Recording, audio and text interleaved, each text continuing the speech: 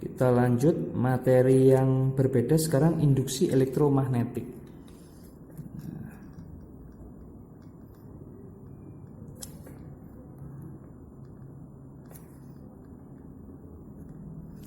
Jadi kalau induksi elektromagnetik itu kebalikan dari induksi magnet.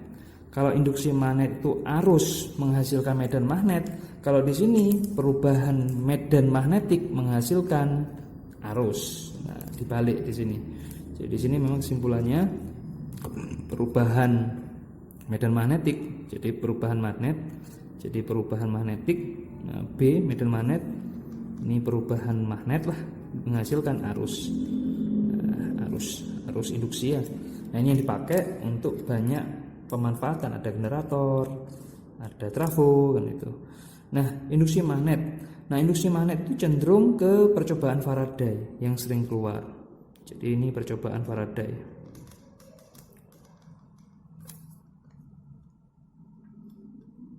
Yang sering keluar. Untuk melihat kasusnya, di situ kita bisa melihat soal nomor kapita 2 nomor 33. Kapita 2 nomor 33 ya. Nah, di situ ada suatu percobaan. Jadi percobaan Faraday di situ modelnya ada lilitan gitu, lilitan. Terus di sini ada pendeteksi adanya arus namanya galvanometer. Terus dikasih sebuah magnet tetap, ini utara, masuk dan keluar gitu ya. Masuk dan keluar. Yang ditanyakan di situ di soal, jadi untuk menghasilkan arus induksi yang besar, bagaimana caranya ya? Jadi untuk meningkatkan, jadi I induksi, induksi maksimal itu bagaimana caranya induksi maksimal ya. Nah, ini kita ambil konsep Faraday. Konsep Faraday. Jadi percobaan Faraday ya.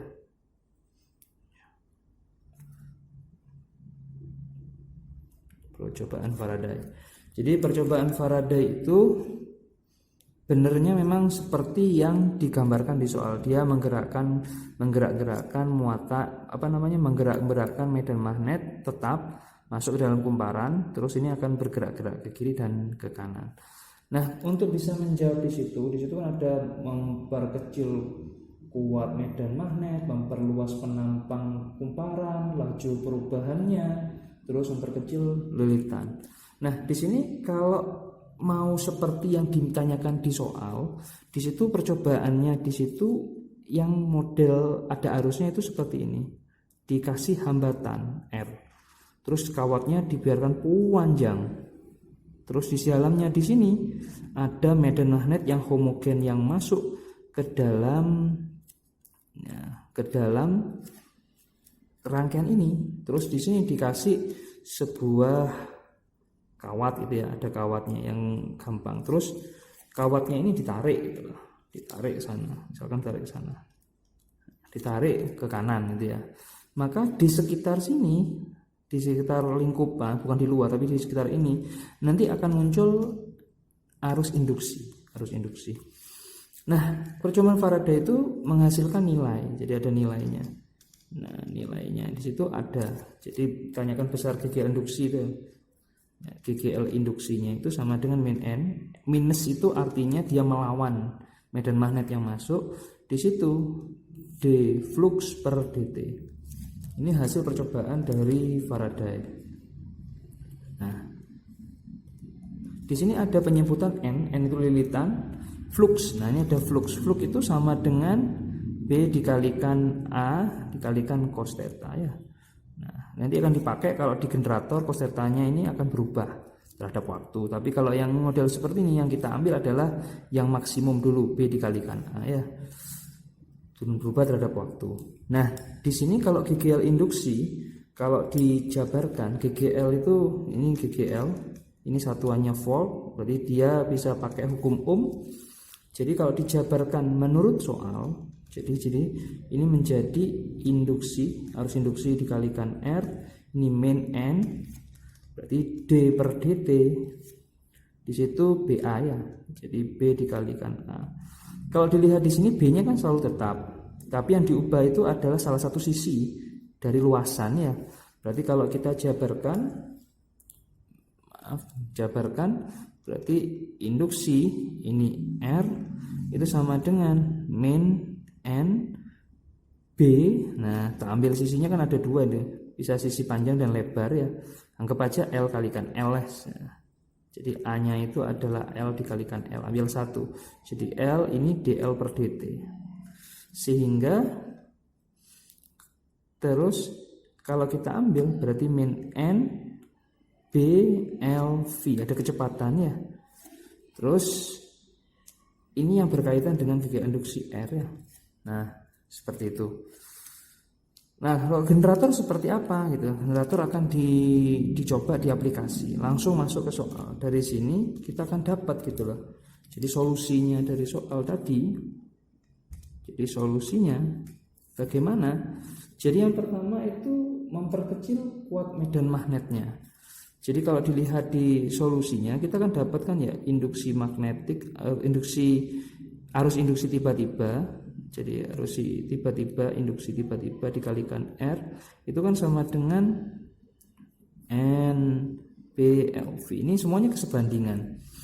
Sehingga kalau jawabannya A, misalkan satu itu berarti apakah jika arusnya kecil, kuat medannya kecil, apakah arusnya itu kecil? Jadi IM itu sebanding dengan B ya. Jadi kalau ininya kecil, maka ini juga kecil. Tapi yang diminta itu kan maksimal, berarti ini salah. Terus poin yang kedua. Poin yang kedua di situ memperluas penampangnya. Induksi itu sebanding dengan luas penampang. Luas penampang itu ada enggak? Bisa, ada, sebanding dengan A. Ini asalnya dari mana? Jadi kalau asalnya di sini, jadi induksi R itu kan sama dengan kalau kita ambil NAdB per dt. Kalau yang diubah adalah besarnya medan magnet. Jadi kan sebanding itu. Jadi kalau ininya besar, maka ini juga akan besar. Berarti ini benar ini. Dua benar.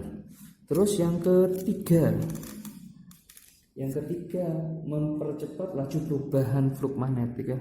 Ini apakah induksi itu sebanding dengan perubahan flux gitu ya.